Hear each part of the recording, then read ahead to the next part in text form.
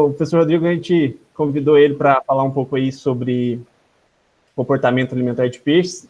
Só para lembrar, a palestra vai ficar gravada, depois a gente vai disponibilizar no YouTube.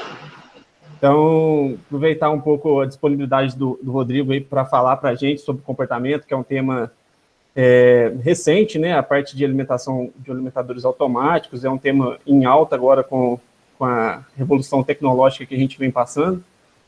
E com a experiência dele aí de anos já trabalhando com esse tema, até mesmo no exterior, né, como a gente vai ver aqui no decorrer da apresentação, e ele vai poder trazer isso para a gente um pouco. Então, só para a gente fazer uma breve introdução aqui, o professor Rodrigo, ele é professor pela Universidade de Viçosa, né, ele tem experiência internacional na área de agricultura, fez pós-doc na Alemanha e na Universidade Federal de Lavras. Eu tive a oportunidade de trabalhar aqui nesse pós-doc com ele, né, a gente teve contato, onde eu conheci e descobri essa parte também de comportamento alimentar, que é um tema bem interessante, que eu acho que no futuro aí a gente possa trabalhar junto com ele também, o pessoal aqui de Lavras, né, e ele fez o doutorado pleno dele na Universidade de Múrcia, na Espanha, e ele trabalha como revisor, né, atua como revisor de diversas revistas de impacto na área de agricultura, e ele tem experiência nos seguintes temas, né, alimentação animal,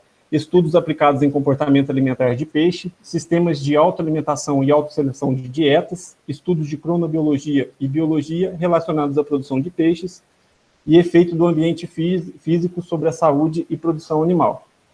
Então, professor, fica o espaço aí para você apresentar para a gente. Assim, de antemão, agradecer pela sua disponibilidade. Eu sei que pelo horário é difícil, essa pandemia também dificulta um pouco a gente se disponibilizar, assim, a continuar na frente do computador, depois de mais um dia de serviço aí, né? Então, obrigado, e eu tenho certeza que a turma vai gostar bastante aí, que é um tema bem interessante, um tema bem atual, e que é o futuro. O futuro é a alimentação automática, o futuro é a tecnologia, o futuro é a inovação tecnológica em todas as áreas aí que a gente vê, né? O que a gente conhece sobre produção, ele está sendo cada dia mais evoluindo e cada dia se inovando mais. Então, espero que todos aproveitem bastante aí e que façam bastante pergunta para o professor Rodrigo. As perguntas que foram feitas, aí no final a gente vai ter um tempinho para discutir sobre elas, mas não deixem de perguntar, não. Vamos aproveitar aí a disponibilidade do Rodrigo para apresentar para a gente. Então, professor, fica à vontade aí. Ok, pessoal, boa noite. Primeiramente, queria agradecer o Renan pelo convite. É uma honra poder falar um pouco dessa linha de pesquisa que nós temos, que eu tenho certeza que não é muito conhecida no Brasil, não há muitos laboratórios que atuam nessa linha de pesquisa. Eu acredito que vocês vão gostar um pouco de conhecer do que eu vou falar hoje. Eu vou tentar abordar hoje, mostrar para vocês detalhes sobre essa linha de pesquisa e vou mostrar para vocês alguns trabalhos que nós já fizemos com relação a isso e vou tentar também focar um pouco a aplicabilidade disso na prática, como o Renan bem me sugeriu. Então, nós temos diversos trabalhos feitos com essa linha de pesquisa, mas eu selecionei alguns que eu acho que pode servir para dar para mostrar um pouco mais essa prática ou essa aplicação prática dessa ferramenta que nós temos para tentar conhecer um pouco mais sobre a parte comportamental e alimentar dos peixes. Então, hoje eu vou fazer uma introdução para vocês, vou falar um pouquinho sobre o que é exatamente, tentar mostrar para vocês como que nós trabalhamos até hoje na parte alimentar dos peixes e como que isso tem sido transformado com essas ferramentas novas que nós estamos conhecendo já há algum tempo aí, tá? Então, como o Renan bem disse, né, eu tive uma parte da minha formação no exterior, foi lá onde eu aprendi um pouco a trabalhar com essa linha de pesquisa. Em 2010 eu regressei para o Brasil e tive a oportunidade de trabalhar com o pessoal de Lavras nessa linha de pesquisa, onde eu mostrei um pouco para eles do que eu tinha aprendido lá, né? E desde então eu venho atuando também nessa linha de pesquisa.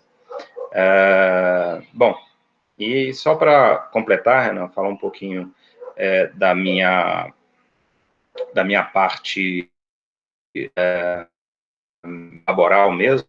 Também fui professor em Alfenas por pouco tempo, mas fui, né? Depois fui na Universidade Federal do Recôncavo da Bahia, atuei também no programa de pós-graduação na Universidade Federal da Bahia, em Salvador, e depois de tudo isso eu fui transferido aqui para Viçosa. Hoje eu estou representando a UFV. Tá ok? Bom, pessoal, eu vou projetar aqui para vocês, para a gente iniciar. Vocês fiquem à vontade aí para fazer as perguntas, ou no final, né, Renan, que eu acho que é o mais Senhor, que você sensato, preferir. talvez. Se aparecer alguma pergunta, se você quiser que eu pare a apresentação e faça a pergunta, eu posso fazer também. Por mim, eu até prefiro, Renan, porque eu acho que fica menos monótono, né? Porque quando o palestrante está falando, né? Aí, às vezes, tem pessoas que às vezes até esquecem uma pergunta que tinha que fazer. Então, eu convido vocês a pararem, que para mim não é incômodo algum. Perfeito. Tá bom? Ok. Acredito que vocês já devem estar vendo aí, né? Uhum. Renan, eu acho que eu vou tentar, eu vou tirar um pouquinho aqui o meu vídeo, porque eu acho que a transmissão fica melhor. Pode ser? Ok, eu também vou retirar o meu aqui. Mas qualquer coisa eu estou à disposição, hein, Rodrigo? Pode chamar aí. Tá. Ok, qualquer coisa a gente fala no áudio aqui, tá tudo beleza. Bom, pessoal, então, vamos falar um pouco sobre comportamento alimentar de peixes. A princípio parece um tema um pouco vago, né? Um tema assim sem grandes importâncias assim quando a gente fala de pesquisa, né? Comportamento alimentar de peixe. Para que eu quero saber do comportamento alimentar do peixe, né? Que importância que tem isso, né? Eu vou tentar mostrar para vocês a importância disso hoje aqui para a gente, tá? E já iniciando, eu queria mostrar um dado, que inclusive eu tive a oportunidade de apresentar uma palestra sobre comportamento alimentar no Aquaciência em Belo Horizonte, e eu mostrei esse dado lá, que está aqui, que vocês estão vendo aqui no slide. Com uma palavra apenas, feeding, procurando numa revista de grande impacto na área de piscicultura, de aquicultura, né, que é a Aquaculture, com uma palavra, simplesmente feeding, né, em 2016, quando eu procurei, em 2016, eu achei 404 trabalhos relacionados a essa palavra, né, no ano 2016. Então, aparentemente é um tema com pouca importância, quando, na verdade, se a gente for analisar aí nos grandes periódicos, aí a gente percebe que não é bem assim, não. Tema envolve que o tempo todo está sendo pesquisado e falado, de alguma maneira, né? Tem um trabalho também que eu gostaria que vocês vissem, né, que é um trabalho de show, que foi publicado na Aquaculture em 1992, que ele traz uma frase que traz para a gente uma ideia bem real do que é a questão da alimentação, né? E eu traduzi para vocês aqui: a alimentação de peixes continua a ser uma forma de arte, com o piscicultor, não o peixe, estimando a saciedade ou quase a saciedade, né, da alimentação. E quantas vezes os peixes são alimentados, né?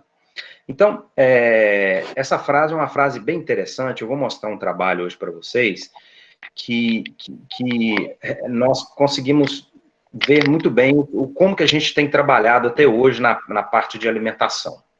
né? A gente estima taxa de alimentação, nós estimamos frequência de alimentação, né?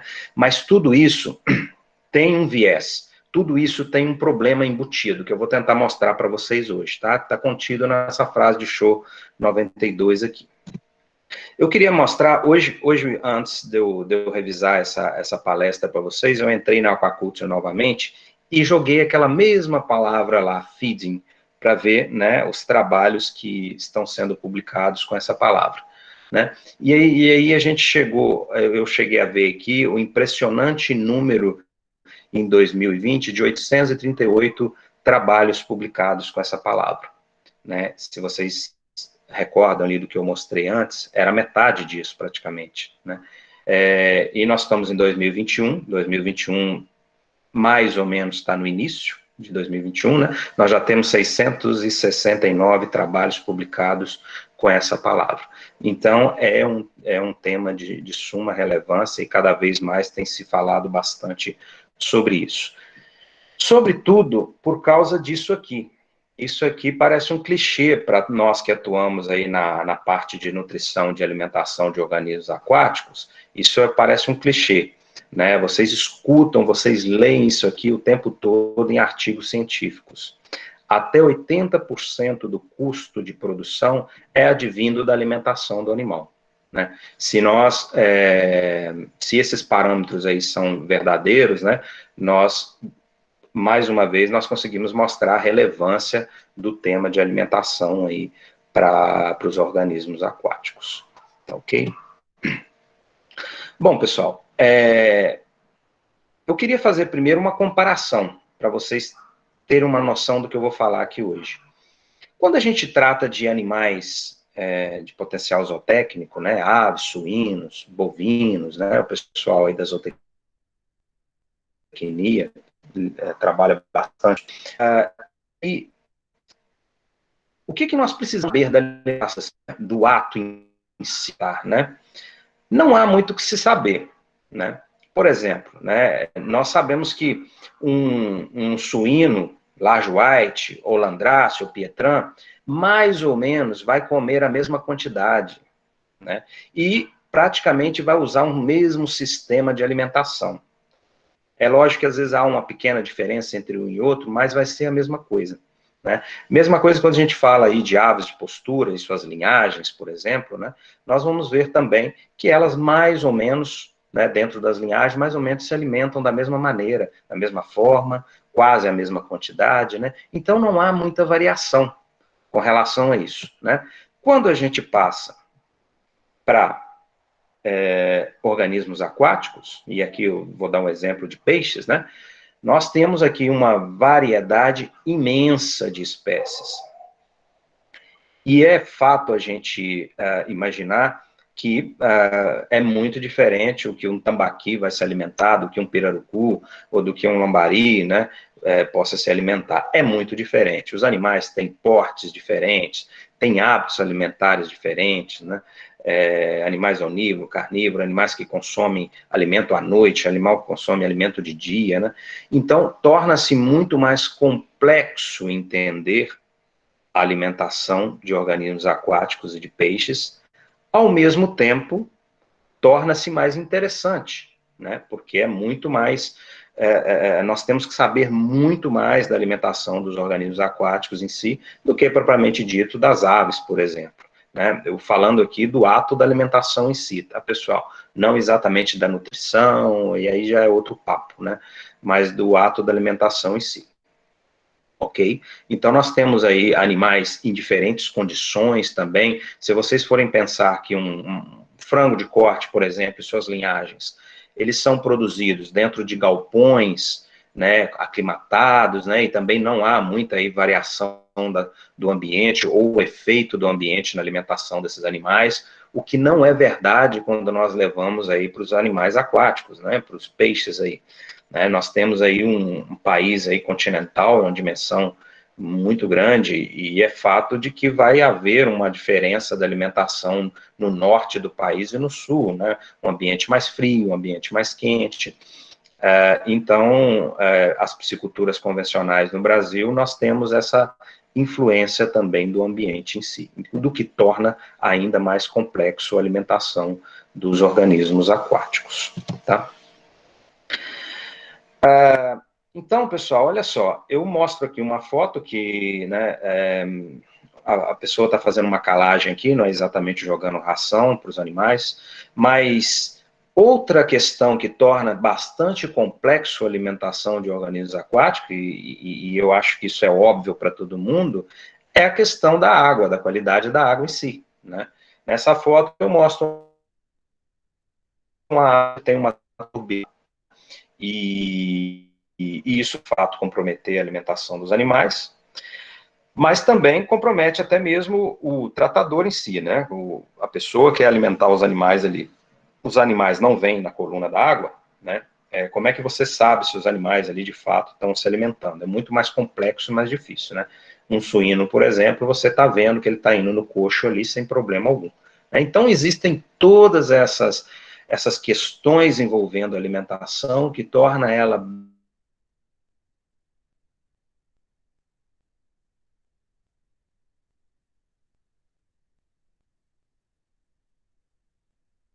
bem complexa quando nós falamos em alimentação de organismos aquáticos. Basicamente, nós alimentamos os peixes até hoje da mesma forma quando os animais começaram a ser cultivados em sistema de cultivo, né? Não mudou muita coisa, tá?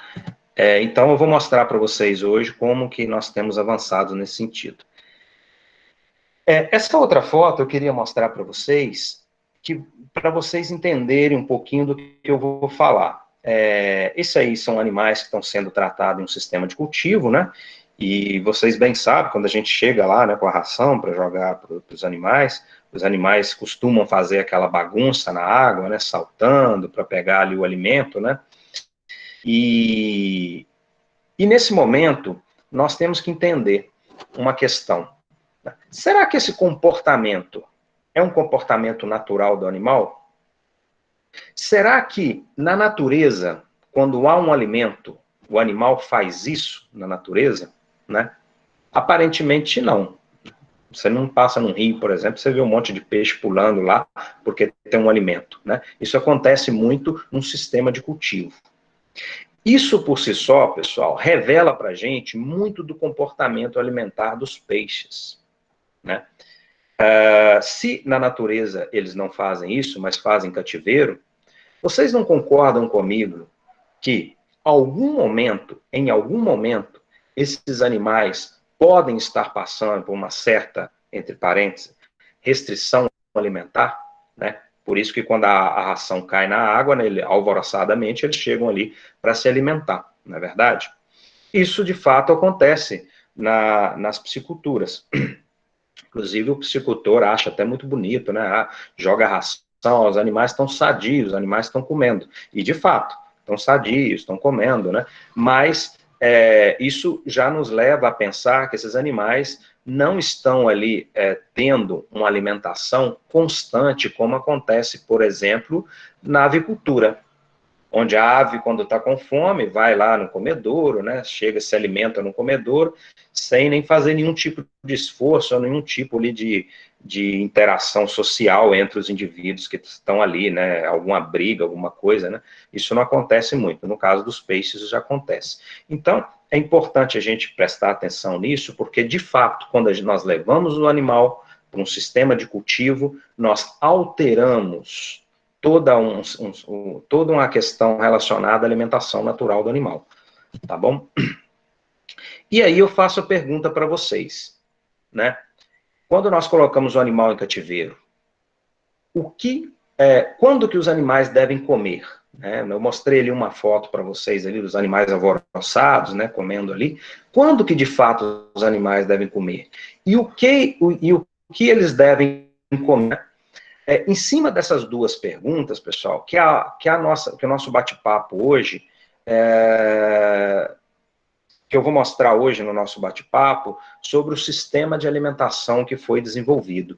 Esse sistema de alimentação, ele possibilita mostrar, de fato, o que o animal quer comer e quando que ele quer comer, né? ok? Aquilo ali não tem importância, não. Então, pessoal, mais uma vez comparando com os animais de potencial zootécnico aí, né? Eu coloquei aqui no slide até a abelha aqui também para vocês, né? Esses animais terrestres, vamos dizer assim, né? Eles basicamente, quando eles querem comer, eles vão ali no coxo, se alimentam, né? E ali eles podem expressar o seu máximo potencial zootécnico, porque eles não estão em restrição alimentar, a menos que o criador queira colocar eles em restrição alimentar, né? Mas eles não estão, né? Se quiser comer, eles vão lá e comem, né? Então, quando comer? Né? Essa pergunta, ela cabe muito mais aos animais cultivados no meio aquático do que no meio terrestre. Né? No meio terrestre, o animal vai ali e come o coxo, né? Lá no meio aquático não é bem assim. A gente não pode dispensar a ração a toda hora, né? Vocês bem sabem o porquê também, né? Porque vai acabar, né? Você acaba perdendo muita ração nesse sentido, ficar dispensando ração toda hora, tem a questão da mão de obra também, né? Não existe uma pessoa que vai ali o tempo todo para alimentar os animais, né? Então, no meio aquático é muito mais complexo, ok? E o que a gente faz no meio aquático? Bom, é aquilo que a gente sempre vê nos trabalhos científicos, né? Vamos alimentar os animais 2 vezes por dia, 3 vezes por dia, 4 vezes por dia. O animal, ele ganhou mais peso com 3 alimentações por dia. Esse aí deve ser o tratamento do animal. Até hoje, as pesquisas foram feitas assim, para os organismos aquáticos, né? Mas vocês vão perceber hoje que isso mudou um pouco, que nós hoje temos uma ferramenta bem interessante para poder avaliar isso de uma maneira menos empírica, né? Porque nós baseamos só no ganho de peso do animal. Isso está errado? Não, isso não está errado, não. Né? Os alunos que trabalham com a aquicultura em si, o que nós queremos na aquicultura? Nós queremos que o animal ganhe peso, né? Então, esse é um parâmetro importantíssimo para a gente avaliar. Mas esse não é o único parâmetro que poderia ser avaliado se nós tivéssemos ferramentas mais eficazes para avaliar o comportamento do animal. Tá? Rodrigo, só aproveitando, tem uma pergunta do Giovanni. Ele perguntou se então, com uma alimentação até a saciedade aparente, temos um problema de frequência alimentar. Ou seja, se a gente alimentar até a saciedade aparente, a gente tem um problema da frequência que a gente alimenta dessa saciedade aparente. E se isso poderia, então, impactar em perda da taxa de crescimento e engorda. Sim, exatamente. Eu acho que eu vou até tentar. Como é que é o nome dele? Eu esqueci, desculpa. Giovanni. Ô, Giovanni, eu acho que eu vou até conseguir responder a sua pergunta nesse slide aqui. Né? Esse slide aqui, ele mostra alguns experimentos que foram feitos. Eu vou explicar para vocês aqui como é que funcionaram, como é que eles foram feitos, e vocês vão perceber que, de fato, em alguns casos, pode haver perda de peso, às vezes não, né? Isso é um pouco complexo. Eu vou mostrar para vocês que até no sistema de autoalimentação, que eu vou falar bastante aqui hoje, nem sempre nós temos um ganho de peso a mais, tá? Mas eu queria, antes disso, Giovanni, mostrar para vocês como que os trabalhos foram feitos até hoje. Aqui nós temos alguns trabalhos aqui, ó, de Souza, que trabalhou com animais de 15 gramas, todos tambaquis, tá? Todos tambaquis.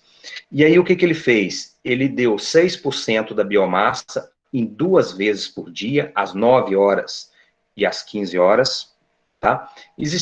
Eu vi também na literatura um trabalho de Cunha, onde ele trabalhou com animais de 4,8 gramas, ele deu 8% da biomassa em várias alimentações ao dia, inclusive alimentações noturnas. Essa barrinha aqui em cima, ela representa para a gente, vocês vão ver isso muito aqui hoje nos meus slides, ela representa o período noturno, tá, pessoal? E aqui o período diurno, vamos supor que seria de 6 às 18 horas, né?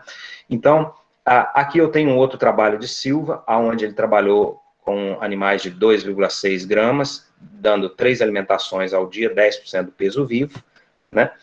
E nós tivemos também um outro trabalho de Meyer, que ele trabalhou com animais bem menores, com menos de 1 grama, e ele fez várias alimentações por dia, né? Então, Qual trabalho aqui, vocês estão vendo que trabalharam todos com a mesma espécie, né? Qual, de fato, o que a gente pode tirar daqui de aprendizado de todos esses trabalhos, né? Primeiro, que a grande maioria dos trabalhos, eles não levam em consideração essa alimentação noturna. E a gente pode chegar a imaginar que isso não é tão importante, porque nós podemos pensar aqui, eu como um psicultor, eu não vou pedir que ninguém vá lá jogar ração à noite para os meus animais, né? Não vou, né? Então, vou alimentar eles de dia e pronto, né? Vocês podem ver que, olha a quantidade de trabalhos que consideraram a parte noturna também, alimentação na parte noturna. São menos, né? Em comparação à parte diurna, que é bastante. Isso é um problema de metodologia, porque, de fato, o aluno que está lá no laboratório também, ele não alimenta os animais de madrugada. Esses trabalhos aqui tiveram que ter alguém alimentando esses animais lá de noite, né? E isso é importante, o animal vai ganhar mais peso, vai ganhar menos peso, o que vai acontecer com o animal, né? Esse trabalho de Meyer aqui mostrou que os animais alimentados na parte noturna não só ganharam mais peso, mas também ele mediu a absorção de nutrientes das dietas nesse período noturno. E esses animais tiveram a melhor absorção de nutrientes na parte noturna da alimentação. Tá? Então, o que a gente pode tirar disso aqui? Que nós temos alguns problemas aqui. Primeiro, vocês concordam comigo que nós estamos trabalhando só com um efeito fixo da alimentação? Nós fixamos um horário da alimentação, né, e jogamos o alimento lá. Voltamos na comparação com as aves. Não é igual às aves, que qualquer hora que ela quiser, do dia e da noite, ela vai no coxo e se alimenta. O peixe não é assim, não. Não dá para fazer isso, né? Então, nós temos aqui o viés, o problema, efeito fixo, taxa e frequência. Né? Nós temos que fixar ali a taxa, 10%, 8%, 6% da biomassa, e também a frequência. Né? Esses aí são problemas que, por metodologia, nós não conseguimos solucionar até hoje. O outro problema é que a maioria dos trabalhos quase sempre trabalha de dia, e a gente não sabe se esses animais são diurnos, são noturnos, né? A gente tende a achar que todos os peixes são diurnos, e nem sempre é assim. Eu vou mostrar hoje para vocês muita coisa interessante aqui de comportamento dos animais. Da maioria dessas espécies que eu vou comentar aqui hoje, principalmente do tambaqui. Eu tenho um trabalho muito inovador aqui que vocês vão ver hoje qual é o comportamento do tambaqui com relação à alimentação. Tá? Então, o outro problema é esse, que a maioria das pesquisas quase sempre concentram as análises de dia, né? E a pergunta que se faz aqui, por que nós não inventamos uma metodologia para avaliar se os animais comendo constantemente, né, se isso pode alterar algum parâmetro zootécnico, se isso pode alterar o ganho de peso, né? Será que existe essa metodologia? Será que essa metodologia nós poderíamos criar? Porque nós não conseguimos, por exemplo, colocar um coxo de alimento dentro da água para o animal ir a hora que ele quiser. A ração vai deteriorar, né, pessoal? Isso aí, eu acho que isso aí é óbvio para todo mundo, né? E será que não existe uma metodologia mais interessante? A metodologia é essa aqui que eu estou mostrando para vocês, tá? Existem várias metodologias de alimentação automatizada hoje em dia, tá? Existem várias. Eu vou centrar um pouquinho, eu vou falar um pouco mais dessa, porque é uma metodologia que eu já trabalhei mais com ela, tá? Existem metodologias que, através de um sonar que você coloca dentro da coluna da água, ela faz uma estimativa da massa que tem ali, e através dessa estimativa e com um programa computacional, ela libera a taxa de alimentação que você quer para aqueles animais, 5% da biomassa. Então, ela libera essa ração lá para esses animais, né? Existe bastante tecnologia envolvida nesse tipo de alimentação, na alimentação hoje em dia desses animais, né? Mas eu vou centrar um pouquinho dessa aqui para vocês, eu vou explicar um pouquinho essa aqui. Essa aqui é uma metodologia que já foi inventada já tem um tempo, tá? Não foi inventada agora, se trabalhou bastante no Japão com essa metodologia, e depois outras universidades aí no mundo afora foram trabalhando com essas metodologias. E essa metodologia é uma metodologia muito simples e ao mesmo tempo muito interessante, porque ela pode mostrar para a gente o ritmo de alimentação do animal. O que é o ritmo de alimentação? É quando o animal quer se alimentar, simplesmente. Durante 24 horas, né, essa metodologia ela é capaz de dizer para a gente se o animal ele alimenta de noite, alimenta de dia, que hora que ele alimenta. E não exatamente nós, como tratadores, chegamos ali dentro do tanque e colocamos aquela ração naquele momento ali para o animal. E aí ele causa, né, aquele alvoroço na água lá que a gente vê, né, aquela bagunça toda. Não, essa metodologia, ela consegue mostrar para a gente que é possível alimentar os animais em qualquer momento do dia, né? Então, nós conseguimos perguntar ao animal aqui quando eles querem comer, né? Quando eles querem comer. Como que essa metodologia é feita? Essa metodologia é muito simples. Ela é um alimentador normal, tá? Ele tem ali um reservatório de ração, tá? Eu vou mostrar alguns vídeos para vocês verem aqui. E ele tem um sensorzinho que a gente coloca na água. É um sensor mecânico. Como se fosse, vamos dar um exemplo aqui, bem para vocês entenderem bem, é como se fosse um anzol, que você coloca uma minhoca ali e coloca na água. O animal ali com fome chega lá e morde um anzol, né, e a pessoa pesca o animal, né. Nesse caso aqui não tem anzol, não. Nesse caso aqui é um sensorzinho que você coloca na água, tá? Você acondiciona o animal os primeiros dias a acionar esse sensorzinho, a partir dali ele vai aprendendo a comer. Toda vez quando ele mordiscar esse sensor, o alimentador está programado para jogar o alimento quando ele mordisca o sensor. Tá? Basicamente é isso. Eu não vou, assim, dar tantos detalhes do sistema de alimentação, não, de autoalimentação, mas esse é o sistema que, de fato, inovou a alimentação, ou pelo menos a parte científica sobre o conhecimento da alimentação das diferentes espécies. A partir de é o próprio animal que vai ali e alimenta quando ele quer. A gente não faz isso por ele mais, é ele que faz. Tá? Então, ele mordisca aquele sensor e o alimentador automaticamente, no momento do mordisco, libera o alimento para o animal. Tá bom? E aí tem uma segunda parte que a gente consegue conectar esse sistema todo a um sistema computacional, tá? É só para a gente ver o registro ali, quando que o animal está se alimentando, tá? Vocês não precisam se preocupar tanto como isso acontece, não. Aqui eu só mostro uma foto para vocês aqui. Cada número desse aqui é um alimentador, né? Então, quando o animal mordisca o alimentador, existe um registro, né? Automaticamente é registrado, né? Deixa eu ver se isso aqui é vídeo. Não, isso aqui não era vídeo, não achei que era. O animal mordisca e automaticamente é registrado. Então, por exemplo, só vocês me acompanham aí, olha só. No dia 16/1/2010, né, esse registro aqui já é antigo, né, mas serve como exemplo, às 3h50 da manhã, o animal que estava alimentando um alimentador 3 fez uma alimentação, tá vendo aqui? Foi um registro aqui, tá bom? É só para vocês entenderem como é que esse sistema funciona. Para quem nunca viu esse sistema em atividade, eu vou mostrar aqui um vídeo para vocês de um animal se autoalimentando, né, acionando esse alimentador e se autoalimentando. Vamos ver aqui se eu consigo acionar o vídeo para vocês. Aqui. Ok.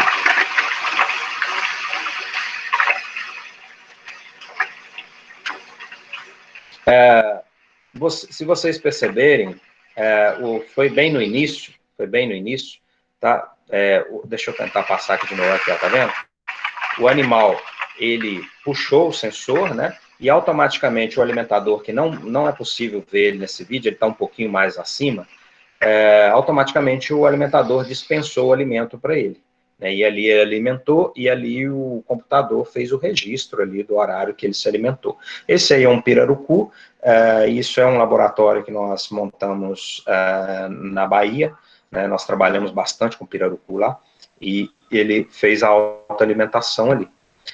Professor, Tá só certo? aproveitando, temos mais uma pergunta do Felipe. Felipe, perguntando se neste caso seria correto dizer que é melhor optar pelo arraçoamento fracionado se comparado a 2 vezes ao dia, ou a literatura ainda não permite essa conclusão.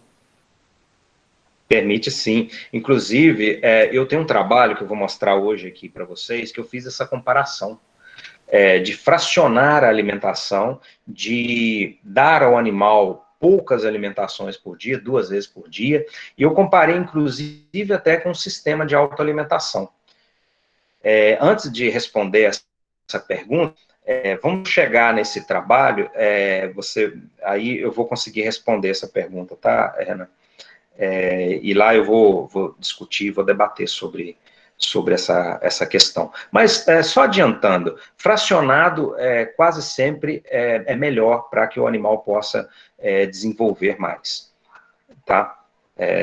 De uma maneira geral, né? Nós estamos falando aqui de animais aí, né, onívoros, né, carnívoros, enfim, a gente sabe que o carnívoro se alimenta menos do que o onívoro, menos vezes ao dia, né? Mas, de uma maneira geral, quanto mais fracionado, é melhor, ele processa melhor o alimento, tá? Obrigado. Só aproveitando também, só mais uma pergunta, se nesse alimentador o alimento fica sempre disponível, ou somente de tempo em tempo. Aí, no caso, a pergunta da Raíssa. Tá. Ô, Renan, sempre que aparecer aí, você me pergunta, tá? Porque eu não estou aqui seguindo... Não, pode deixar que eu vou te informando aqui. Beleza. Raíssa, então, o ideal, Raíssa, é que sempre tenha o alimento no alimentador, tá? Sua pergunta é muito interessante, Raíssa, muito interessante mesmo. E ela é muito de metodológica, porque se você não deixa o alimento dentro do alimentador, quando ele aciona o alimentador, ele tem uma recompensa, né? Cai a ração ali, é igual o cachorro que a gente tem em casa, né? A gente joga ali o biscoitinho, pede para ele deitar, ele deita. O peixe é bem parecido com isso. Quando ele aciona o alimentador, cai a ração, ele continua se alimentando. Mas, nas pesquisas já foram visto que quando você não bota o dentro do alimentador, o animal vai acionar o alimentador por algumas vezes, não vai cair o alimento, né? Isso não é desejável, lógico, né? Não vai cair o alimento, e o animal para de acionar o alimentador. Ele não aciona o alimentador mais, mesmo se você voltar a colocar ração no alimentador. É uma coisa bem curiosa, né? Parece que ele já vê que ali não tem o que se fazer, não tem um alimento, e aí ele não alimenta mais. É uma questão metodológica. Quando eu faço as minhas pesquisas no laboratório, eu sempre digo aos meus alunos, né, que não pode faltar alimento de maneira nenhuma no alimentador, nunca, porque senão eles param de alimentar, e aí eu tenho que trocar o lote de peixe, tenho que colocar outros peixes, né.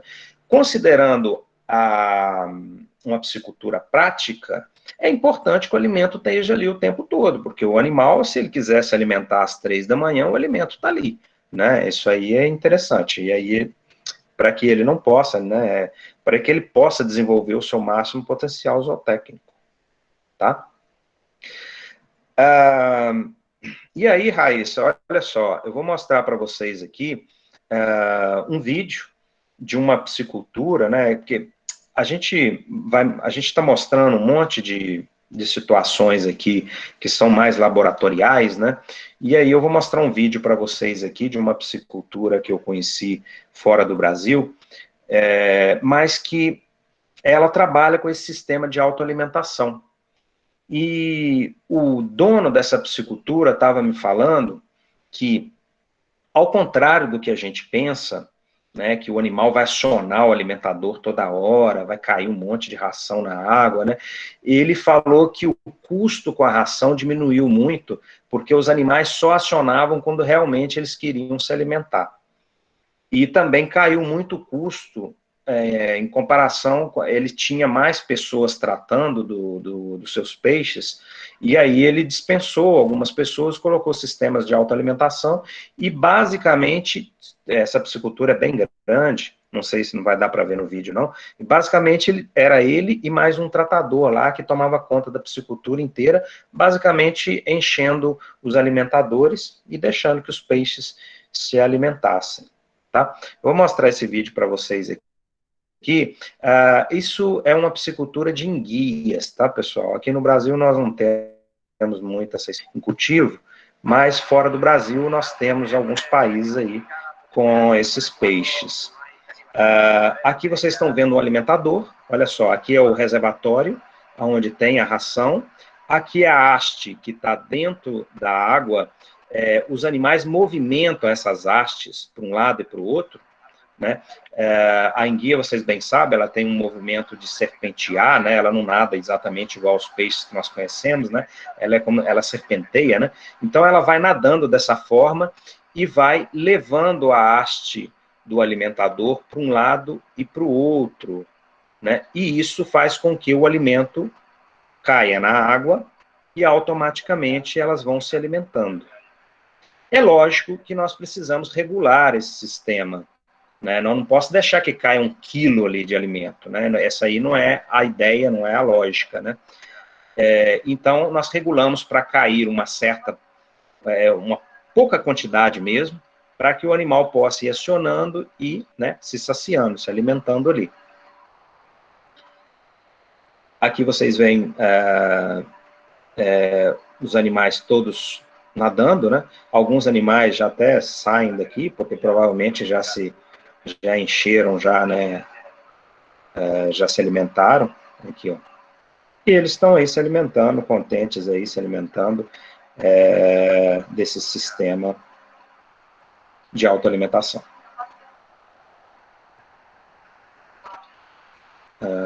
Ok.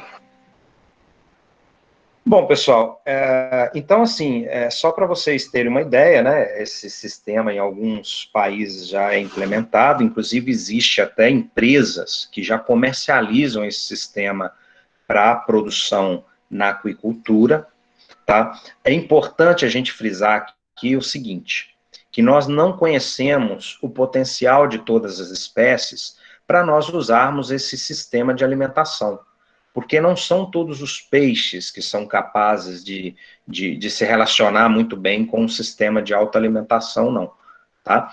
Nós já trabalhamos com alguns peixes no Brasil, que tem uma capacidade muito interessante de alimentar com esses alimentadores, mas não são todos os peixes, tá? Então, a gente precisa mais estudos para tentar entender, né, até quais peixes não podem acionar esse sistema, quais podem, né, enfim, tá?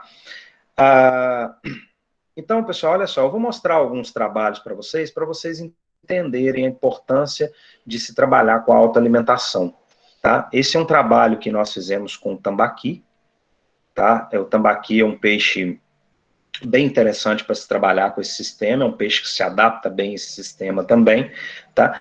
E aí nós fizemos um trabalho para avaliar, né, se ele está autoalimentando, se ele vai ter um bom desempenho, né? Enfim, nós avaliamos várias coisas aqui, o trânsito intestinal do animal também, comparado a animais que se alimentaram em taxa e frequência fixa, né, que é o usual que nós fazemos, né? E aqui eu vou mostrar para vocês um outro vídeo dos tambaquis se alimentando, tá?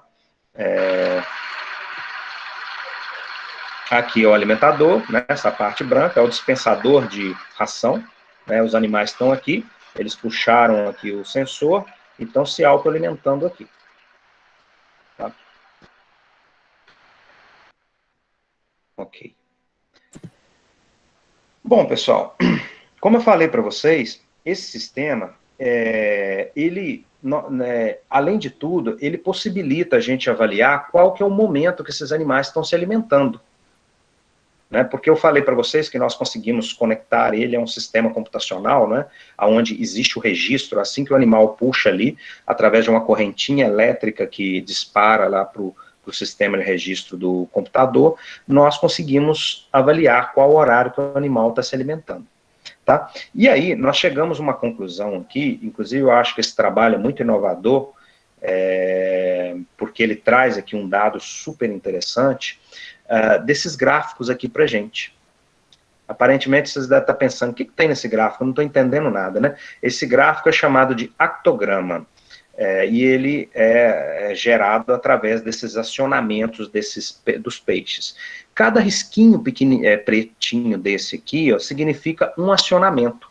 O peixe foi lá e, pum, acionou aquele sensorzinho, tá? Essas partes aqui em cima... Ô, Renan, se quiser perguntar, pode perguntar, tá? Eu não sei se você Professor, temos perguntas aqui, mas se quiser terminar essa parte. Deixa eu só explicar esse actograma aqui para eles entenderem. Aí, assim que terminar, você pode fazer pergunta, tá? Olha só, então esse actograma aqui, pessoal, tem a parte de dia, que é representada por essa parte branquinha aqui, e a parte noturna, que é apresentada por essa barrazinha escura aqui. Vocês estão percebendo que a maioria dos acionamentos aconteceram na parte noturna? Olha só, tá vendo aqui? Cada actograma desse representa uma caixa, ou um tanque, onde os peixes estavam. Vocês estão percebendo aqui? Que olha só como é que os acionamentos foram acontecendo, basicamente, a sua maioria, à noite, né? Então, o que isso trouxe para a gente de novo? Né? Vocês lembram que aqueles trabalhos que nós estávamos falando lá atrás, lá da taxa e a frequência fixa da alimentação, e a grande maioria de dia, né? Nós percebemos que esse animal, quando ele pode alimentar por si só, ele se alimenta à noite. Esse animal é um animal noturno. Esse trabalho foi publicado no Aquaculture, né? E eu esse trabalho como um trabalho super inovador, porque até então eu, né, sempre trabalhei com piscicultura, nunca imaginava que o tambaqui fosse um animal noturno. E vocês percebam, porque por si só ele se alimenta à noite, né? É óbvio que se eu alimentar o animal durante o dia, pessoal, ele vai comer, né? Se eu ficar se eu não puder comer de dia e alguém me dá um prato de comida às 3 horas da manhã, é lógico que eu vou comer, né? Mas, biologicamente, o animal tem um comportamento bem diferente desse que nós praticamos na piscicultura de alimentação diurna, né? Ele é noturno por si só. Renan, pode fazer as perguntas? Professor, a gente tem uma pergunta do Pedro Reis. O Pedro Reis também é um colega nosso aqui, que saiu aqui de Labs. E ele está perguntando qual que é o efeito desse sistema de alimentação em relação à competição alimentar, padronização de lote e eficiência alimentar. Uhum. É uma excelente pergunta, uma excelente pergunta. Então,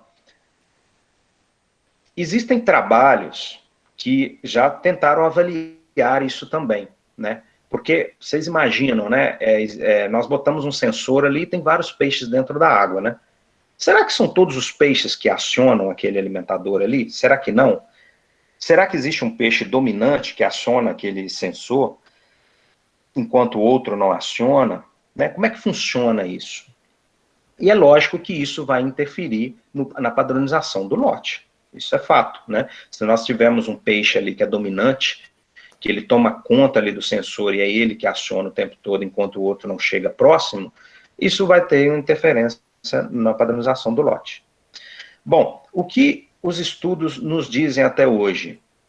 Isso depende muito da espécie, tá? Então, já foi feito N trabalhos com truta, com robalo europeu, com tilápia, com os peixes nativos nossos aqui, nós que estamos começando a trabalhar com esses animais, né? Então ainda a gente está aprendendo um pouco ainda.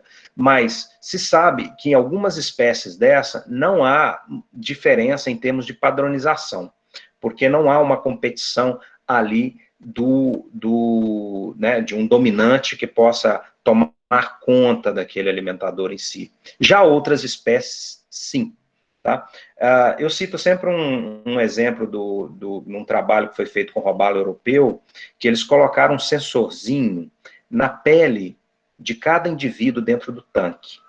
E sempre que ele chegava perto do alimentador, existia um leitor que lia o sensorzinho desse animal, e sempre quantificava, o animal X chegou até aqui, né, no alimentador. E eles viram que no caso do robalo europeu, existia um lote lá de 10 peixes, e sempre eram 2 peixes que acionavam. E uma coisa que chegaram a ver que esses peixes acionavam,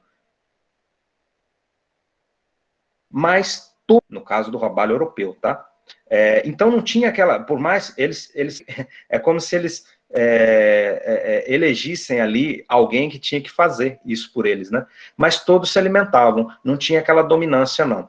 Eu acredito que eu não fiz nenhum trabalho nesse sentido ainda com a tilápia, para ver a diferenciação do lote, em termos, né, de heterogeneidade de peso. Eu não cheguei a fazer com a tilápia, não. Mas é bem provável que com a tilápia, se a gente for avaliar isso, talvez não funcione, né? A tilápia é muito territorialista.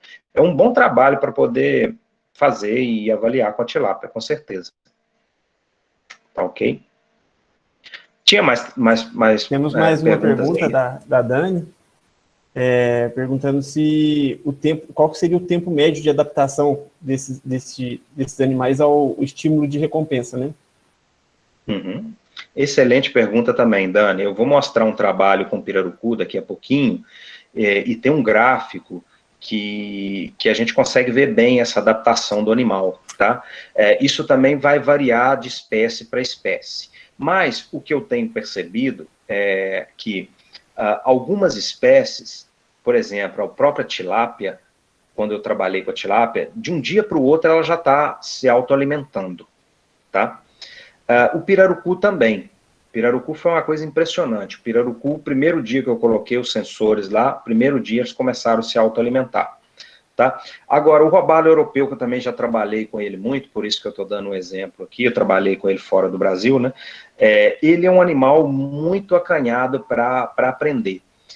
Eu já tive episódios aí de pesquisas que eu esperava quase um mês para esse animal começar a se autoalimentar do sistema de autoalimentação, tá? Então, isso depende muito da espécie. Sparus aurata, que é o dourado, né, que é muito cultivado na Europa, é um animal também que se alimenta bem rápido desse alimentador, desse sistema de autoalimentação. Isso depende muito. Professor, mais uma pergunta do Anderson, do FPA Castanhal. Ele gostaria de saber se esses sistemas poderiam ser aplicados em uma produção comercial de peixes ornamentais. Uhum. Então, é uma outra pergunta interessante, que eu vou até mostrar aqui também hoje um outro trabalho sobre isso. Com peixes que são pequenos, esse sistema que eu mostrei para vocês até agora, ele não funciona muito não, tá? Eu vou mostrar para vocês em um outro trabalho aqui na frente, que nós temos que mudar o sensor. Porque esse sensor, só depois, o animal ele consegue acionar esse sensor que vocês viram até agora, é um sensor mecânico, na verdade é um aramezinho que fica dentro d'água com um pedacinho de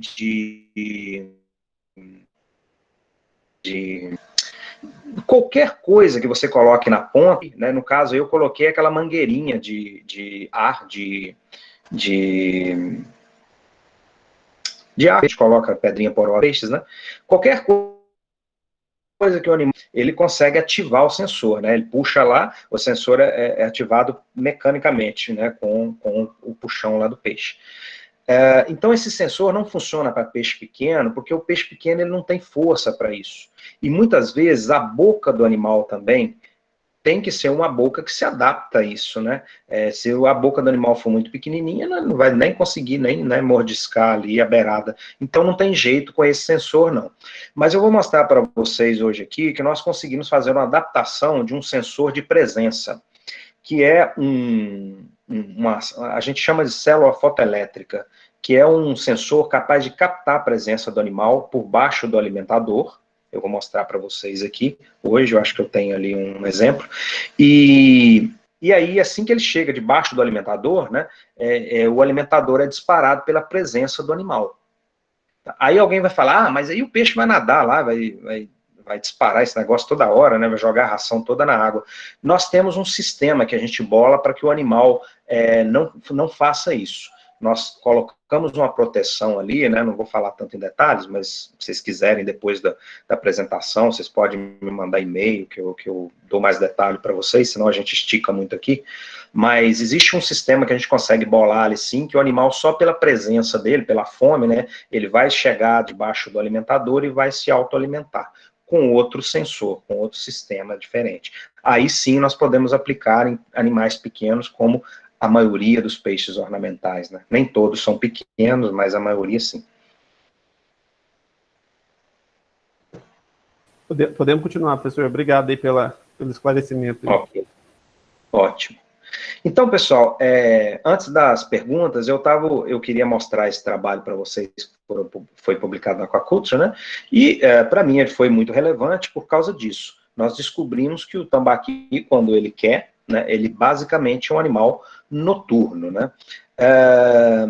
E aqui nós vimos um dado muito interessante, porque o que a gente fez nesse mesmo trabalho? A gente pegou um grupo de animais e alimentou ele durante o dia. Na metade do período diurno, nós alimentamos ele. Onde é que está essa frechinha aqui, ó? Tá? Nós colocamos aqui o grupo ML, que é Mid-Light, né, que é metade do período diurno. E um outro grupo, nós alimentamos ele a metade do período da noite. O que a gente queria ver com isso? A gente queria ver se o fato da gente alimentar o animal num horário onde ele não se alimenta naturalmente, né, o que aconteceria, por exemplo, com algumas enzimas digestíveis desse animal. Será que isso se alteraria, né? Será que isso vai influenciar, de fato, a fisiologia do animal, o ganho de peso, né, e aí por aí vai, nessas coisas que a gente gosta muito de medir nas pesquisas. Então, nós avaliamos isso e medimos a atividade da amilase desses animais no intestino.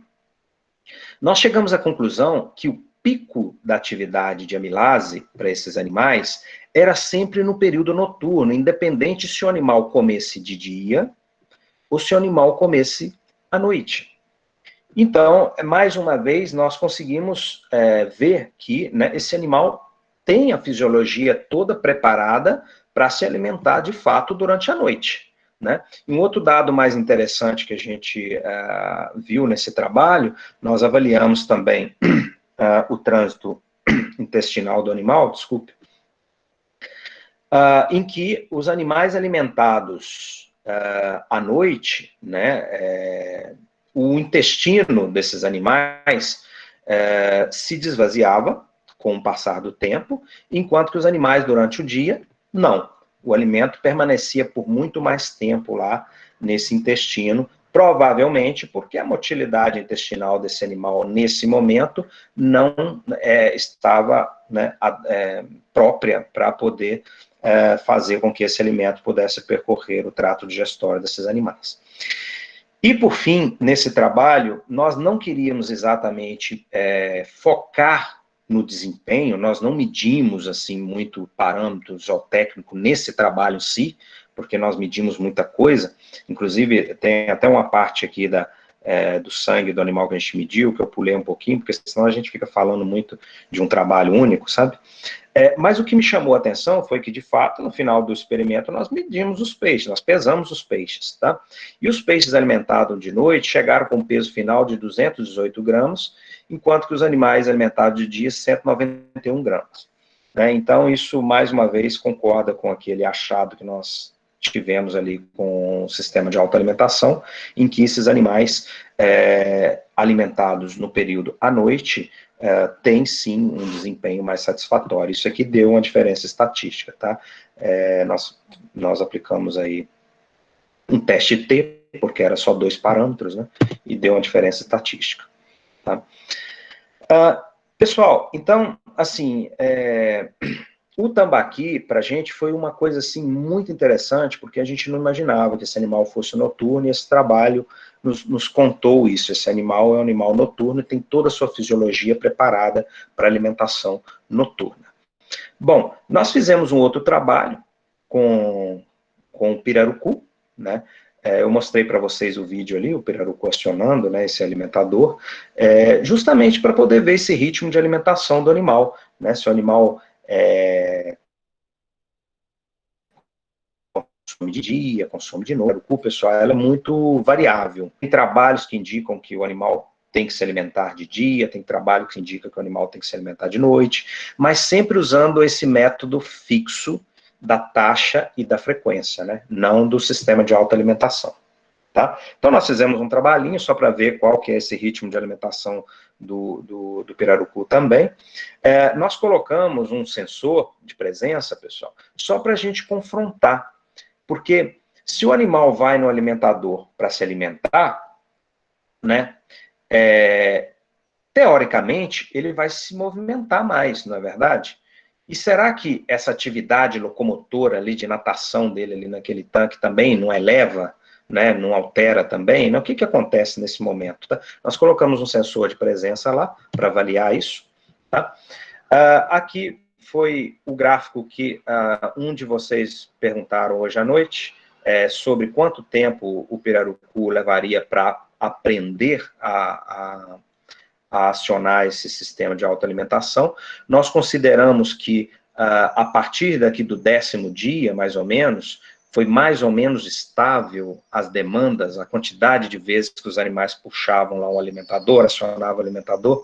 Então, a partir daqui, nós consideramos que esses animais já estavam aptos a se autoalimentar. Vocês estão vendo aqui, no dia 1, eles puxaram acanhadamente aqui, né, mas rapidinho eles se autoalimentaram aí, e nós avaliamos até o 30º dia.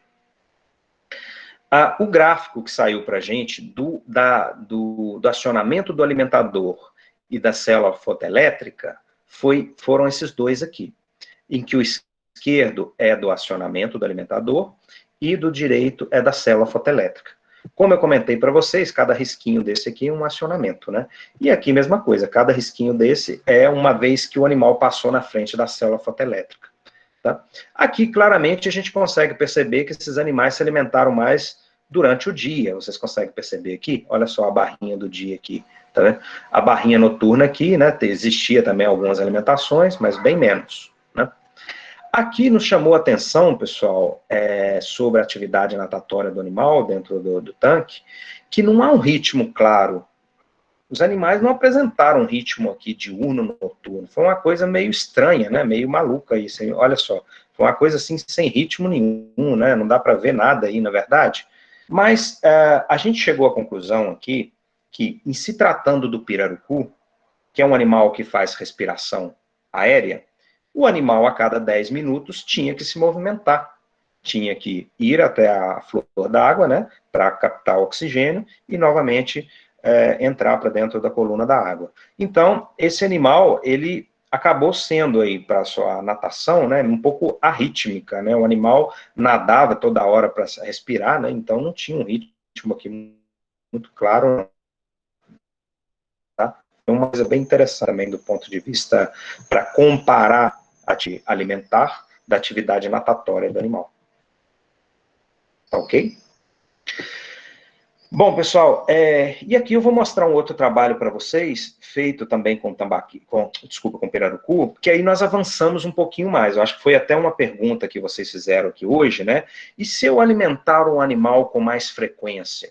E se eu alimentar o animal com uma taxa fixa do peso corporal? E se eu alimentar o animal com esse sistema de autoalimentação, o que vai acontecer, né? Será que vai ter diferença no desempenho desses animais? Então, esse já foi um segundo trabalho, né? Que aí nós avançamos nisso aí, para a gente avaliar isso, né? E aqui nós avaliamos o sistema de autoalimentação, onde não existia uma alimentação fixa, o animal podia se alimentar a hora que ele quisesse, por isso que foi representado por essa ondulação aqui, que eu estou mostrando para vocês, né?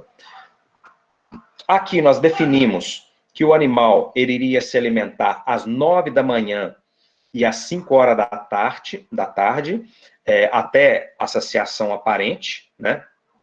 2 vezes ao dia. Tá? Aqui nós definimos que o animal iria se alimentar 3 vezes ao dia até a saciação aparente. E aqui nós definimos que o animal iria se alimentar 2 vezes ao dia, porém com uma taxa fixa de 2% da biomassa ali do tanque. Tá? Por que a gente fez esses tratamentos aí? Porque na literatura, pessoal, já foi dito que o pirarucu deveria se alimentar nesses horários, com essas taxas, com essas frequências. Então, nós pegamos todos os trabalhos que tinham na literatura e confrontamos isso com o sistema de autoalimentação, para ver o que acontecia, por exemplo, no desempenho do animal. Tá? E aí eles foram criados um sistema de RAS, né, de recirculação de água. E aqui é o gráfico que mostra para a gente o que eles fizeram quando eles estavam com o sistema de autoalimentação. Tá? É lógico que eles podiam alimentar a hora que eles quisessem, né?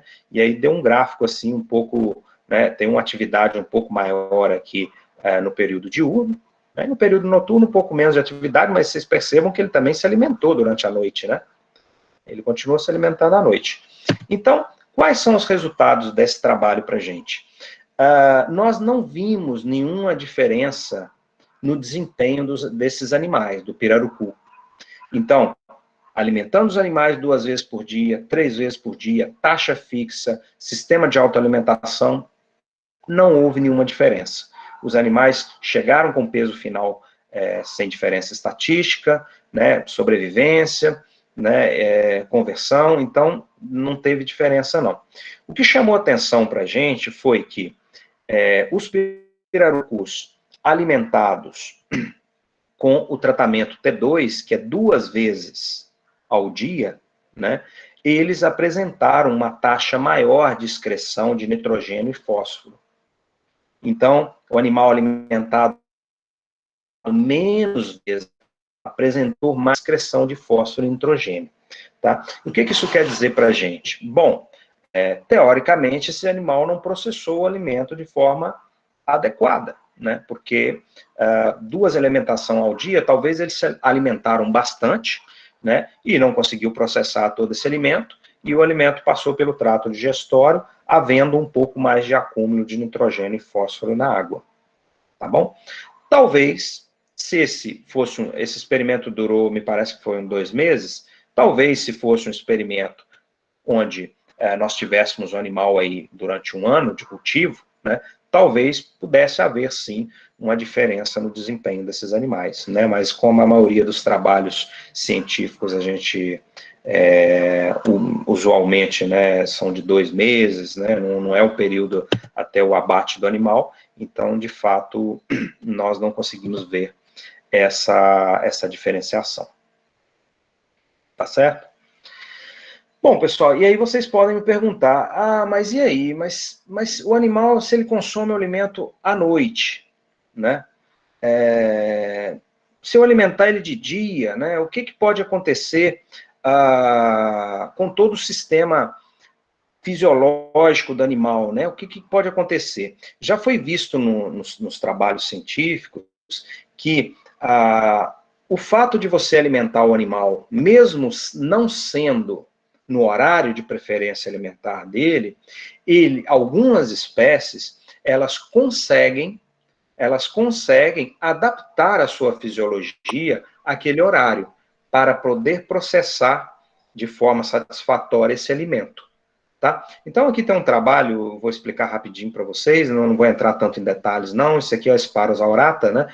Um animal que se alimentava aqui de dia, vocês estão vendo aqui, né? Com a sua maioria de ativação aqui durante o dia, e eles colocaram animais aqui alimentando né, num momento fixo do dia, tá? E uma alimentação aleatória, para ver o que acontecia com toda a fisiologia do animal ali, glicose, pH intestinal, gástrico, amilase, né, protease, por aí vai, né? Animais que se alimentaram de uma alimentação fixa, eles tiveram aqui um pico na glicose, né, por volta desse horário aqui, às 8h51, tá? Mesma coisa que o pH gástrico é por volta de 8h41, tá?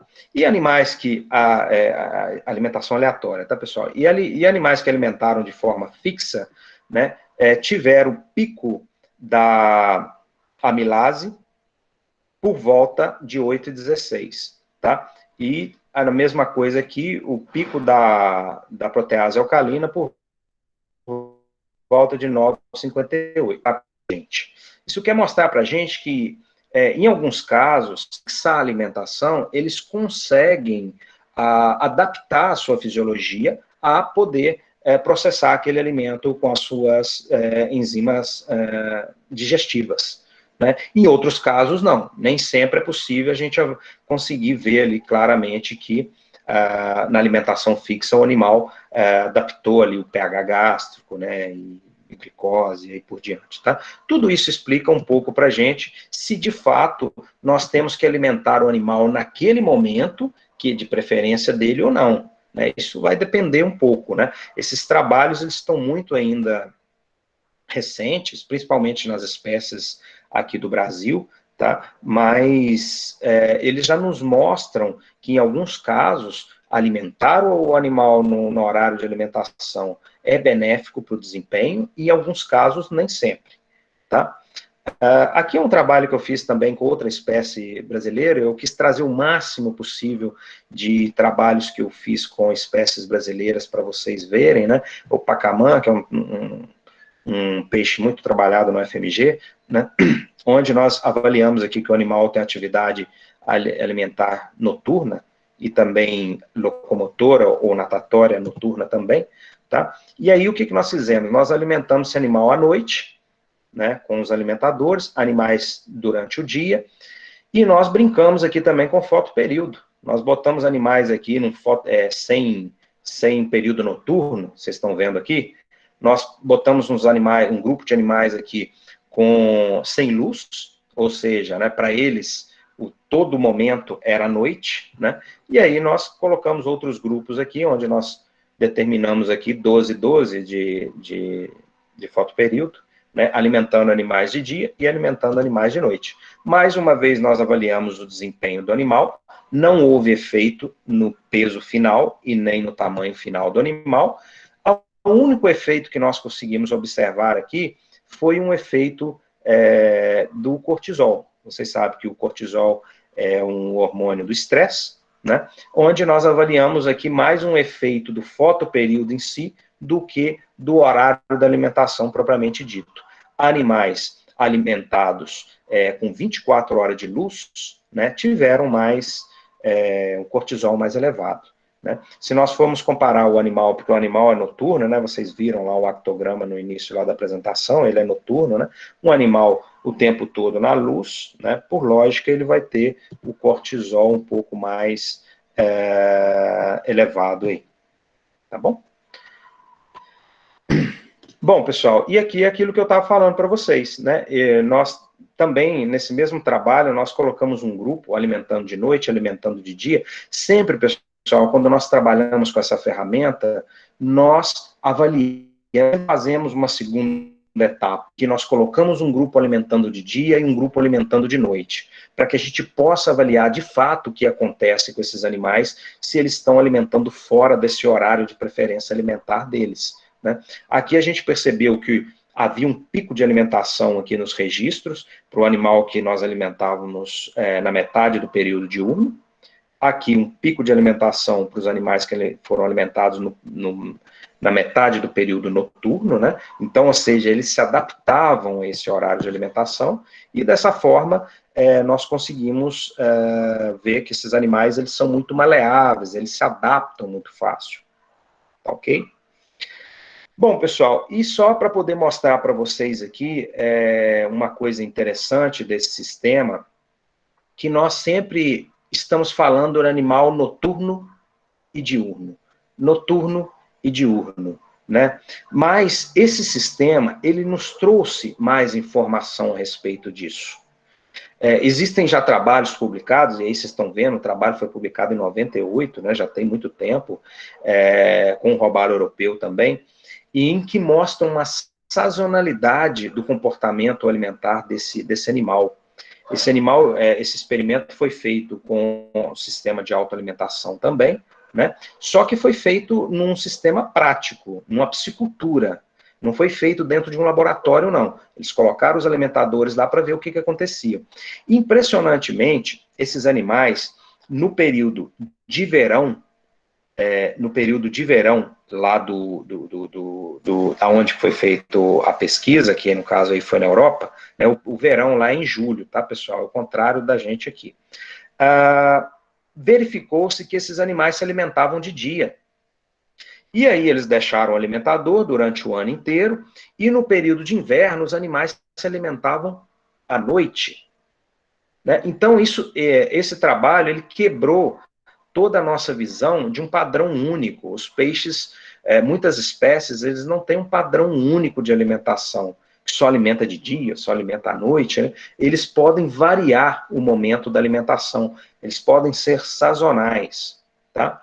Alguém pode me perguntar, mas por que o peixe alimenta de noite, alimenta de dia, em determinada época do ano? Por que isso?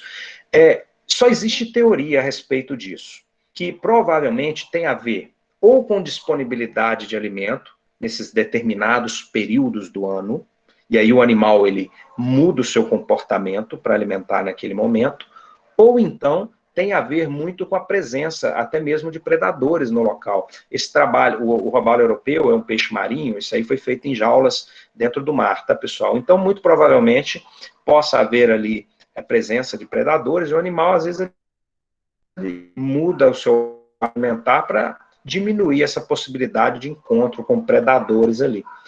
Tá certo?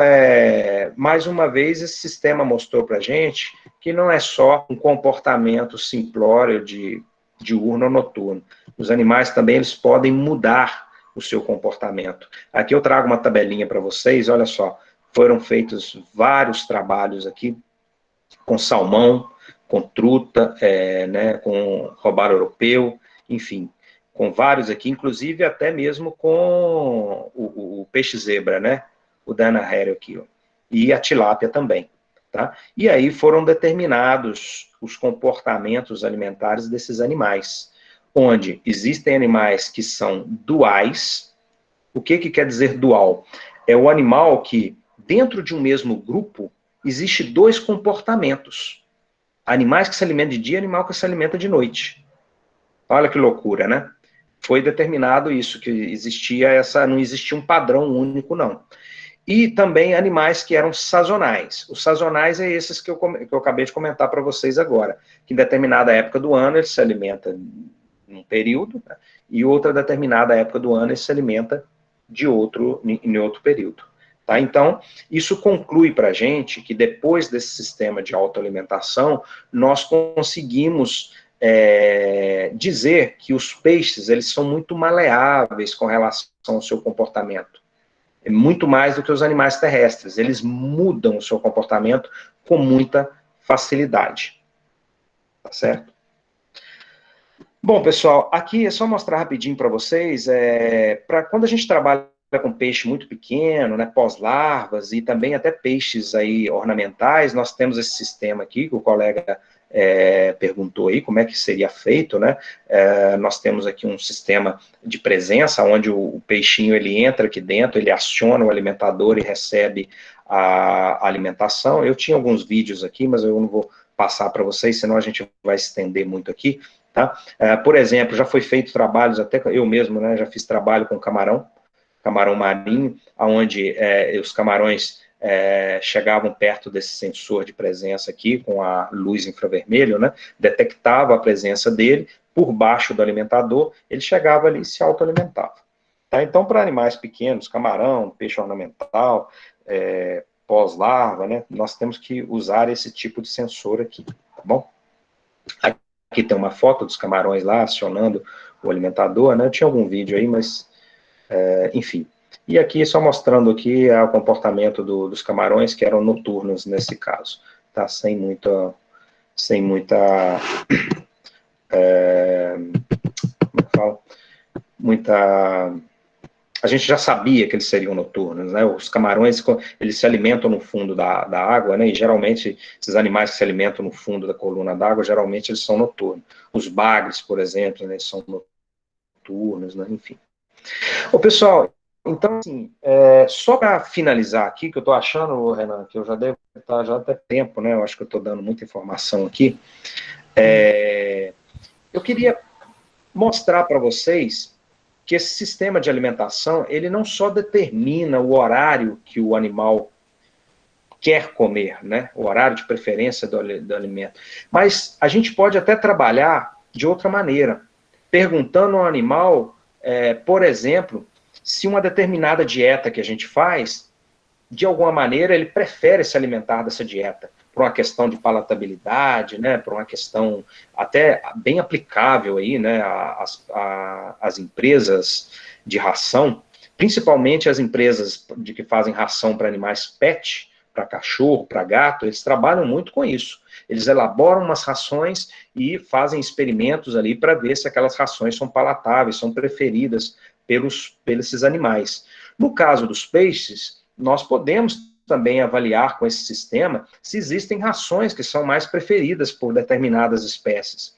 Que importância tem isso, professor? Muita, porque se você elabora uma ração, por exemplo, substituindo o milho por um sorgo, um farelo de soja para um farelo de algodão, será que isso não vai impactar no consumo dessa ração pelos animais? Né? Então, isso é de extrema importância para uma indústria de ração. Tá? E como que nós podemos fazer isso? Nós podemos, por exemplo, colocar ali 3 alimentadores com 3 alimentos, 3 rações diferentes e ver se há ali uma escolha desses animais por determinado alimento desse. Né? Aqui tem um vídeo que eu mostro para vocês, que é de tilápia.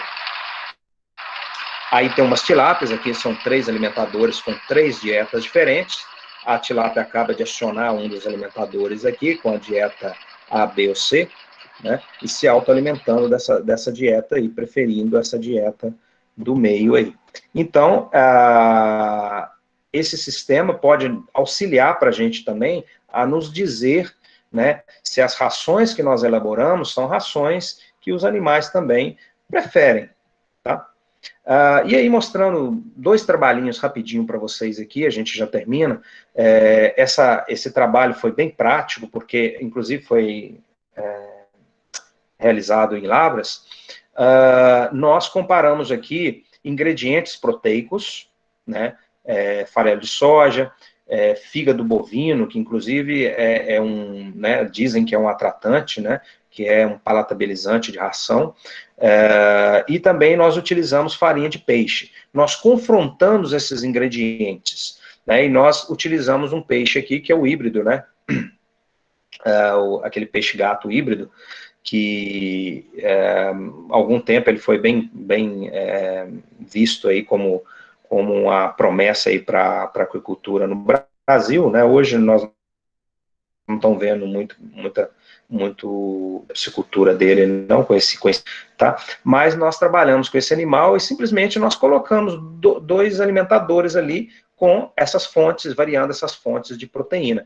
E o que isso mostrou para a gente? Olha só, no primeiro momento, esses animais que alimentavam de farelo de soja e como fonte proteica na ração, né, e fígado bovino, eles preferiram farelo de soja. Olha só que interessante, uma coisa bem curiosa, né?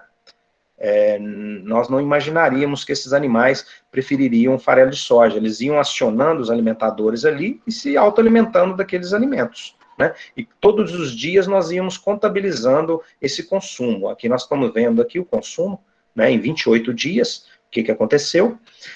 O que aconteceu aqui? Quando nós vimos que eles tinham uma preferência pelo farelo de soja, nós trocamos aquele alimento ali, daquele alimentador. Nós botamos o farelo de soja no outro alimentador onde tinha o fígado bovino. E o fígado bovino onde tinha o farelo de soja. Por que nós fizemos isso? Para ver se existia qualquer preferência do alimentador e não do alimento, né? Porque isso pode existir, né? De repente o alimentador está muito próximo ali da saída da água, né? Às vezes o animal gosta de ficar mais ali, né? E o que aconteceu quando nós trocamos esse alimento, né? No primeiro momento, os animais comeram bastante do fígado bovino aqui, na dieta, né, na ração, e depois eles foram deixando de comer. Isso mostrou para a gente uma coisa muito curiosa, que eles gostavam de comer um alimento, a ração com a fonte proteica de soja. Esse animal é um híbrido, mas considerado onívoro, ele não é considerado carnívoro, né?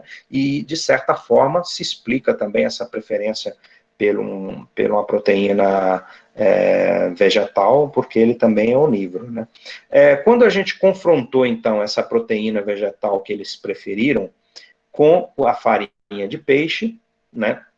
Aí nós observamos aqui que, ao longo do tempo, eles preferiram a farinha de peixe. Então, aqui para a gente, nós chegamos à conclusão de que a farinha de peixe para esse animal era bem palatável, o que é esperado, né? O que não foi esperado para a gente foi confrontar o fígado com a soja, e nós vimos aqui que eles preferiram a soja. Tá ok? E a gente pode fazer um monte de trabalhos assim, tá, pessoal? Aqui é um trabalho que eu vou mostrar para vocês, só um dado desse trabalho, tem mais dado. Por exemplo, nós fizemos rações com diferentes fontes de óleo. Óleo de linhaça, óleo de soja, óleo de peixe, né? E o que aconteceria? Como é que esses animais se alimentariam dessas dietas, né? Nós colocamos 3 alimentadores dentro de cada tanque, né? E nós vimos a preferência dos animais. Então, esse gráfico aqui é um gráfico que mostra ao longo de 45 dias o que aconteceu. Essa linha aqui, com esse quadradinho mais escuro aqui, representa o farelo de soja. Tá? Aqui, desculpa, eu não falei, né? Aqui nós estamos trabalhando com a tilápia já, né? Não é que... E aqui nós vimos que a tilápia, nesse caso, né? A tilápia se alimentou mais de óleo de linhaça. Percebam que essa linha com esse triângulo aqui em cima é o óleo de linhaça, né? Ela se alimentou bem mais com óleo de linhaça. Esse gráfico aqui consegue mostrar um pouco melhor. Óleo de linhaça foi mais consumido, depois óleo de peixe e, no final das contas, óleo de soja. Tá bom? E o que isso quer dizer para a gente, né? Quer dizer isso que eu estou comentando para vocês. No final das contas, esse sistema de autoalimentação, ele nos auxilia a perguntar ao animal de fato quando que ele quer comer, o que ele quer comer, né? Isso, de fato, é um avanço, e eu posso considerar como um dos poucos avanços que aconteceram no âmbito da alimentação de organismos aquáticos nos últimos anos, né?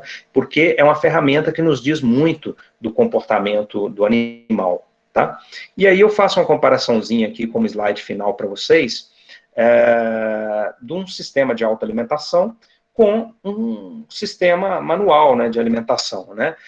No sistema de autoalimentação, nós vamos entender muito mais sobre o comportamento alimentar, de fato, desses animais. Com relação à frequência e à taxa de alimentação, né, ou a entrega do alimento em si, o que nós podemos tirar de conclusão aqui? Né, que é muito mais efetivo a gente trabalhar com a autoalimentação, porque o animal vai comer a hora que ele quiser, né? É muito mais efetivo. A gente consegue entender mais sobre a aceitabilidade das dietas, como eu acabei de mostrar para vocês aqui agora, né? Nós elaboramos dietas com diferentes ingredientes, né? Será que esse animal vai aceitar mais essas dietas? Será que não? Né? A regulação da ingestão, né? Nesse caso aqui, também é mais efetiva, ou seja, com o sistema de autoalimentação, você consegue, tendo o sistema bem ajustado, você consegue perceber se o animal consegue ter até menos desperdício, inclusive, com o sistema bem ajustado. Com relação ao desempenho, o que nós sabemos até hoje, que é preciso haver mais estudos, porque nem sempre o sistema de autoalimentação possibilita um melhor desempenho dos animais, nem sempre, tá? Existem trabalhos que sim, existe trabalho que não, existe trabalho que não houve diferença ainda, é preciso avançar um pouco mais nesses estudos, fazer mais estudos com desempenho, utilizando o sistema de autoalimentação, e se a gente for levar para o lado prático, né, e isso eu conversei com produtores que têm esse sistema de autoalimentação, tá, pessoal? Isso já não é uma percepção só minha, isso foi conversado com produtores que usam esse sistema, que o uso da mão de obra acaba sendo mais caro quando, né, se trata aí de uma alimentação manual. É um pouco óbvio, né, porque aí vai precisar de uma pessoa que possa estar alimentando esse animal várias vezes por dia. Se a gente for comparar aí, né, se a gente for ver também que um sistema de alimentação muitas vezes pode ser acionado no final de semana, quando geralmente o tratador nem vai na piscicultura, né? Então, a gente pode até inferir que, em alguns casos, até o desempenho pode ser favorável nesses casos aí, onde o alimentador vai estar sempre acionado ali.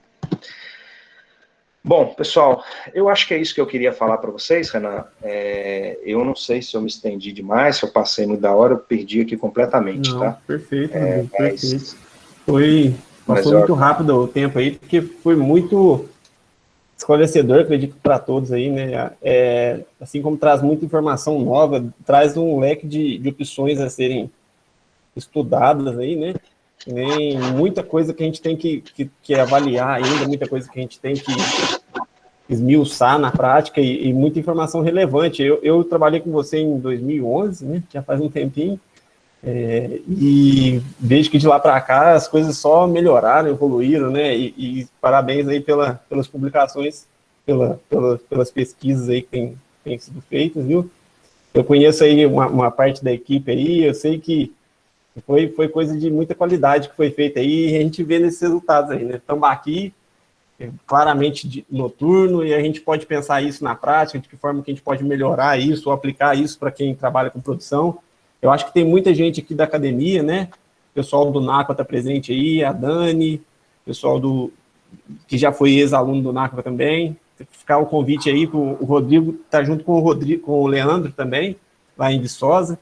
Eles orientam a pós-graduação, então acredito que é uma opção a ser pensada, e sim, vamos tentar fazer interação com o grupo deles. Eles têm também Instagram, quem tiver disponibilidade de seguir, depois sigam lá, que eles têm várias informações também. Eu vou colocar aqui como que chama lá, mais ou menos, é lá com a UFV, quer dizer. Depois o pessoal segue lá. E, Rodrigo, obrigado aí, foi muito, muito claro. Eu até pedi para o Rodrigo mesmo, assim, conversando com ele, para tentar trazer algo mais prático mesmo dessa aplicação, né? E ele trouxe de uma forma bem clara aí, pelo menos da minha parte, eu vi com muita clareza os resultados dos trabalhos, a aplicabilidade mesmo, né? Então, obrigado aí, Rodrigo. Se o pessoal tiver alguma dúvida... Eu que agradeço, Renan. Só esclarecendo aqui, é muita informação, eu imagino, para quem nunca, né, trabalhou muito com esse sistema, às vezes fica com bastante dúvida ainda, mas eu estou disponível aí para quem quiser me escrever, querer saber um pouco mais. A gente tem até revisões já publicadas explicando um pouco melhor sobre esses sistemas, né? E, mais uma vez, só frisando, eu acho que esse sistema, ele ainda é muito utilizado dentro da academia, dentro dos laboratórios, mas ele deve ser mais bem... deve haver mais pesquisa para que, de fato, ele possa fazer com que possa ser mais aplicado no sistema de psicultura mesmo, né? A gente tem que tomar cuidado com tudo que é inovação, a gente tem que prestar muita atenção, porque, igual eu tenho dito, nem sempre para uma espécie vai dar certo, para outras às vezes não dá tanto, né? Tem espécies que não são tão curiosas como a tilápia, por exemplo, como o pirarucu, a ponto de acionar esse alimentador, mas é uma linha de pesquisa que eu considero que foi um dos poucos avanços feitos na alimentação, na parte de alimentação de organismos aquáticos, e abre-se um leque imenso para estudos de comportamento de peixes, e para vocês terem ideia, muito pouco trabalho foi feito de fato relacionando o desempenho do animal em si, né? Porque os inventores desse sistema não exatamente eram pessoas vinculadas à nossa área de animal science, de zootecnia, não. Eles queriam avaliar outras coisas. É a gente que trouxe isso um pouco para dentro da zootecnia. Então, eu convido até, né, os alunos aí que quiserem conhecer um pouco mais disso e quiserem fazer parte dessa linha de pesquisa, eu vou estar sempre à disposição aí para a gente poder pesquisar mais de que forma que isso pode ser empregado dentro da produção de organismos aquáticos. Não, e assim, eu sei que o Rodrigo apresentou, assim, o mínimo ali, ele tem muito mais coisa para... Tem muito mais trabalho, o Rodrigo publica demais, nossa, você pega... Ele publica trabalho atrás de trabalho, cada vez mais informações relevantes aí, né? Por exemplo, a milase, que coisa mais interessante, a liberação diária, né? O ritmo diário da liberação de amilase. e a gente faz coletas de experimento aqui, a gente tenta intercalar os horários de alimentação, fixa a alimentação para tentar coletar essa amilase, e isso toma o dia todo. Será que esses resultados também podem ter diferença em função da liberação cíclica da amilase ou de qualquer outro parâmetro? A gente sabe que tudo é cíclico, né? Tudo tem uma liberação cronobiológica ali. Então, isso só traz mais dúvida e mais coisas que a gente tem que pensar, né? Até mesmo na hora de uma coleta. Rodrigo, tem o pessoal agradecendo aqui, mas tem uma pergunta da Raquel, se tem alguma desvantagem do uso desses equipamentos nos peixes. Raquel, existe desvantagem, sim, existe desvantagem. Uma delas é o que eu estou falando, né? Nem toda espécie vai se adaptar a acionar esse sistema. Então, assim, isso é uma desvantagem, porque, né, existem peixes que não adianta você utilizar, que não vai dar muito certo, não. Tá?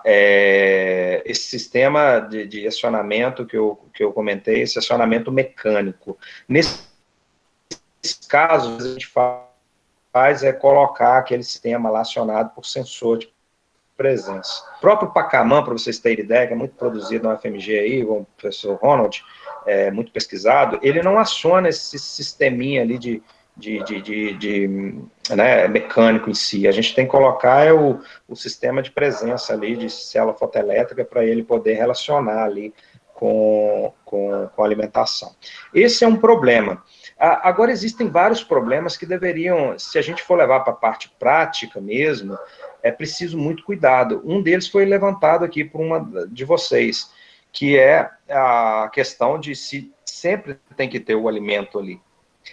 Sempre tem que ter, porque se um dia um tratador deixar de colocar o alimento dentro do alimentador ali, como eu comentei, o animal vai deixar de se alimentar, ele vai puxar 3 vezes.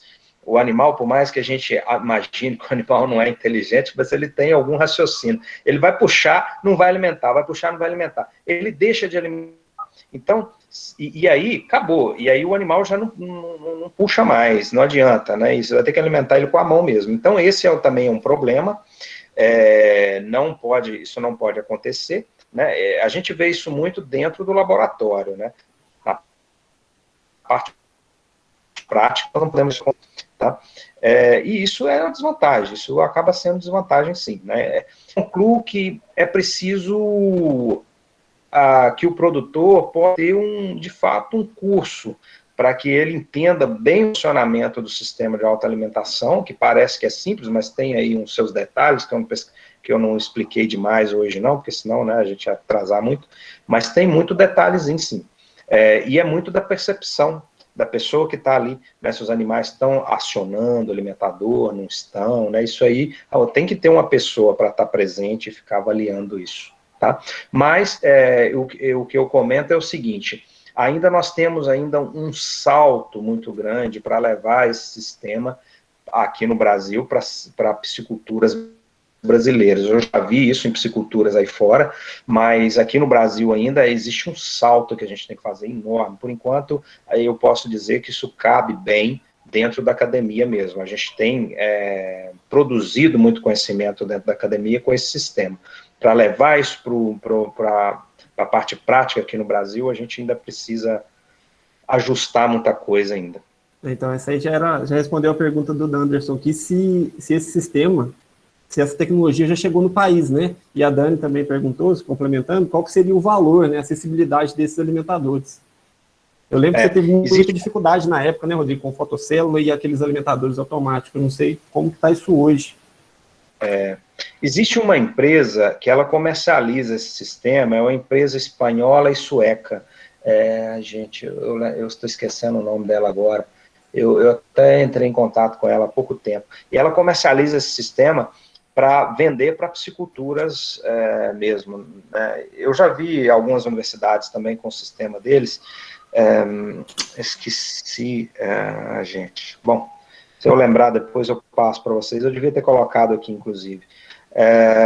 Mas aqui no Brasil ainda, né, esse sistema que a gente monta, ele é um sistema ainda não muito industrial, né, um sistema mais, a gente mesmo que vai montando ali, né, de uma forma um pouco mais simples, mas os sistemas industriais que são vendidos aí fora do Brasil, eles já são um pouquinho mais robustos, mais tranquilos, assim, em termos de uso, né? Então, existem empresas que já vendem, mas é isso que eu disse, eu acho que a gente aqui ainda no Brasil, a gente está Mas meio longe, hein, de botar é um isso na potencial, prática. né, Rodrigo? Quando você pensa que tem piscicultura alimentando 10 vezes o dia na fase de alevinagem, chegando no final alimentando 6, 8 vezes ao dia, fica um tratador rodando o dia todo, alimentando e tendo que carregar, e tem que ter uma logística, uma dinâmica, mas é um potencial aí para que isso aconteça no futuro, né? Mão de obra cada vez mais cara,